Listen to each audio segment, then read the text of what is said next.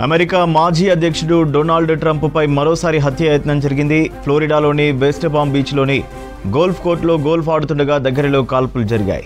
వెంటనే అప్రమత్తమైన secret service సిబ్బంది ట్రంప్ను సురక్షిత ప్రాంతానికి తరలించారు.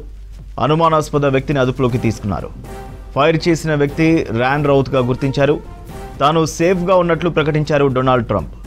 ఈ ఘటనను తీవ్రంగా ఖండించారు అమెరికా అధ్యక్షులు జో బైడెన్, ఉపాధ్యక్షురాలు కమలా హ్యారిస్. అమెరికాలో హింసకు తావు లేదని తెలిపారు. ఈ ఏడాది జూలైలోనే ఒకసారి మాజీ అధ్యక్షుడిపై కాల్పులు జరిగాయి. ఈ ఘటనలో డొనాల్డ్ ట్రంప్ చెవికి గాయమైంది. అమెరికా మాజీ అధ్యక్షుడు డొనాల్డ్ ట్రంప్ పై మరోసారి హత్యాయత్నం జరిగింది. ఫ్లోరిడాలోని వెస్ట్ పామ్ బీచ్లోని గోల్ఫ్ కోర్టులో గోల్ఫ్ ఆడుతుండగా దగ్గరలో కాల్పులు జరిగాయి. వెంటనే అప్రమత్తమైన సీక్రెట్ సర్వీస్ సిబ్బంది ట్రంప్ను సురక్షిత ప్రాంతానికి తరలించారు. అనుమానాస్పద వ్యక్తిని అదుపులోకి తీసుకున్నారు. ఫైర్ చేసిన వ్యక్తి ర్యాన్ రౌత్గా గుర్తించారు.